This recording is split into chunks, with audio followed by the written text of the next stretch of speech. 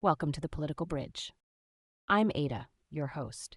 Today, we're diving into a topic that has sparked intense debate: the release of former President Biden's classified documents and ghostwriter tapes.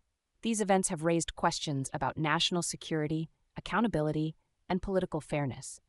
Many Americans are asking what this means for our leaders and how classified information is handled. We'll explore the details of the special counsel's report and the recently released audio recordings.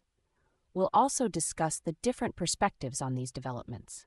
Our goal is to understand the facts and the arguments from both sides. We want to bridge the divide and help you form your own informed opinion. Let's get started. The release of former President Biden's classified documents and ghostwriter tapes is deeply troubling. It shows a clear disregard for national security. Special counsel Robert Hur's report found that Biden willfully retained and disclosed classified materials after his vice presidency. This included sensitive information about military and foreign policy in Afghanistan. The report also states he shared some of this classified information from his notebooks with his ghostwriter. This is not just a mistake, it's a serious breach of trust. It puts our country's secrets at risk. The ghostwriter even deleted audio recordings when the investigation began. These recordings had significant evidentiary value. This raises questions about what was being hidden. The fact that he wasn't charged, unlike former President Trump, highlights a two-tiered justice system. This is unfair to the American people. We need to look at the full picture here. The special counsel's report clearly stated that no criminal charges are warranted against former President Biden.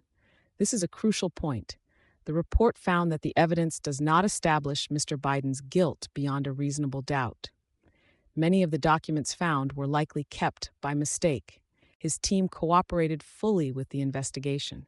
They turned over documents voluntarily. This is a big difference from other cases where there was obstruction. The recently released ghostwriter tapes, while showing some memory lapses, also show him recalling many details. The report itself noted that Biden's comments about his memory were a potential defense, not a finding of guilt. The claim of a two-tiered justice system ignores these key differences. Both of you have highlighted important aspects of this case. Nico, you've emphasized the willful retention and disclosure of classified materials and the potential national security risks. Jordan, you focused on the special counsel's decision not to charge, citing cooperation and the lack of intent.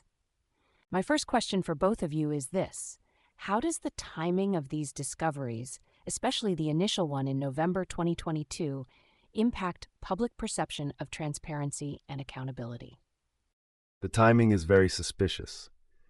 The first batch of classified documents was found in November 2022.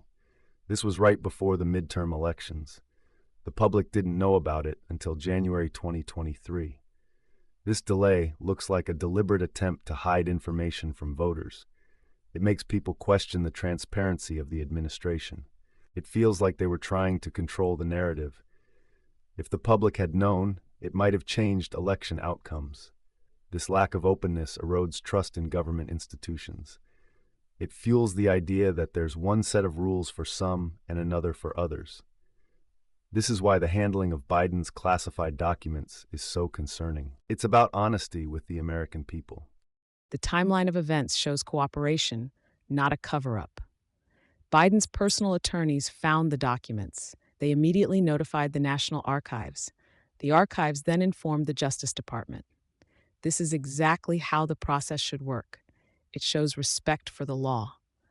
The White House confirmed they were cooperating fully with the Justice Department. The special counsel's report confirms this cooperation.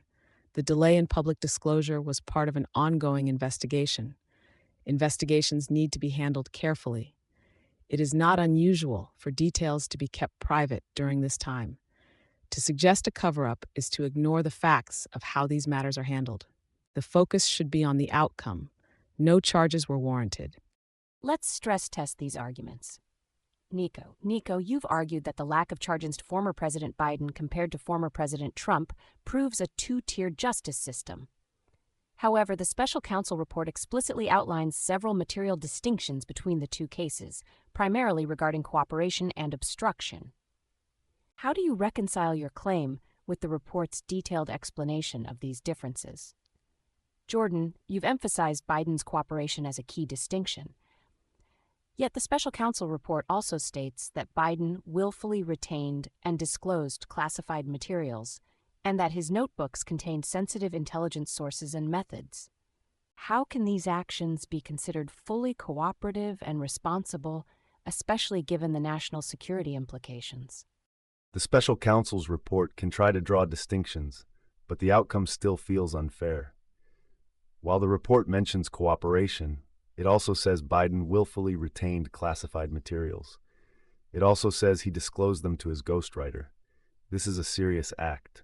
The report itself notes that some of his notes contain sensitive intelligence sources and methods.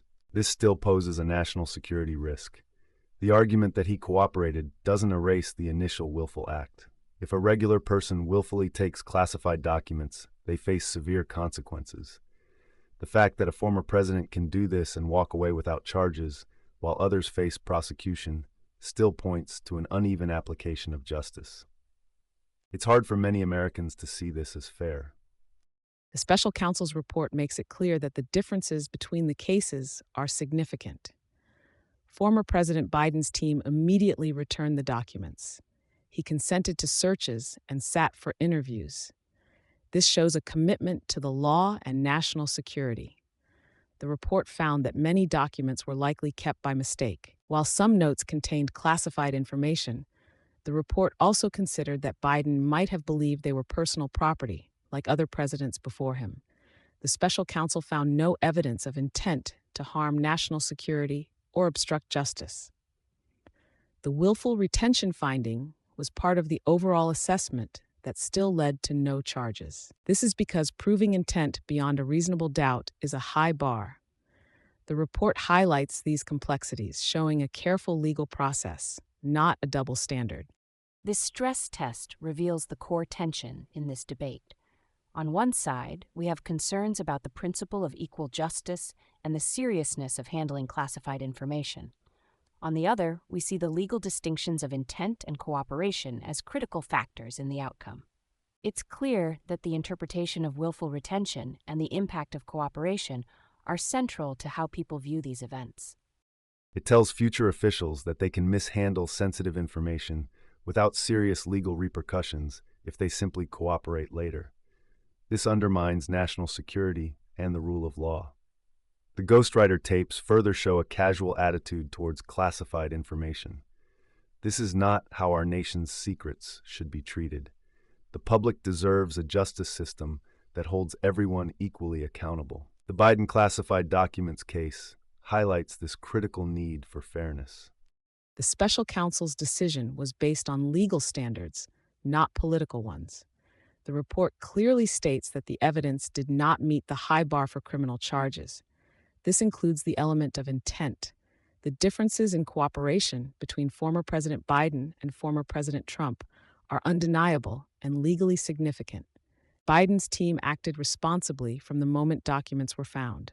This is a key factor in how justice is applied. The Ghostwriter tapes, while showing some human fallibility, do not change the legal conclusion. The justice system must follow the law and the evidence, not public opinion or political pressure. The outcome shows that the system worked as it should, based on the facts of the case.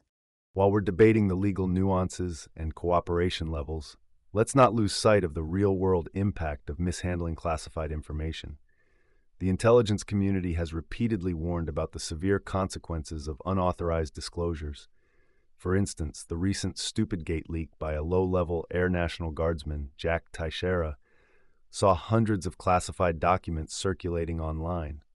This incident, much like the broader issue of classified documents outside secure channels, can expose intelligence sources and methods, undermine ongoing operations, and damage international alliances. The sheer volume of documents involved in the Trump case, hundreds, some at the highest classification levels, and the alleged sharing with unauthorized individuals, presents a far greater potential for catastrophic damage than the small number attributed to Biden.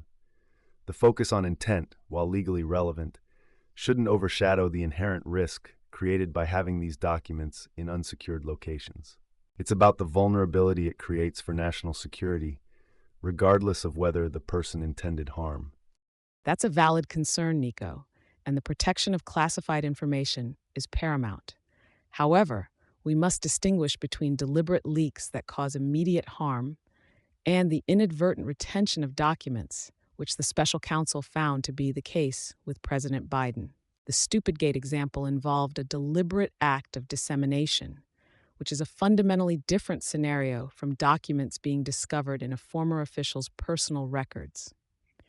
Furthermore, the National Archives has stated that every administration since Reagan has mishandled classified records to some degree.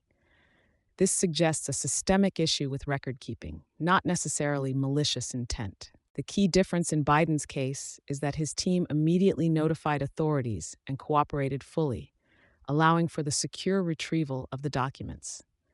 This proactive approach significantly mitigates the risk of exposure compared to a situation where documents are actively concealed or withheld, as alleged in other cases. The legal system focuses on intent and action because that's how we differentiate between an honest mistake and a criminal act, even when both involve sensitive material. We've covered a lot of ground today, from the details of the special counsel's report to the implications of the Ghostwriter tapes.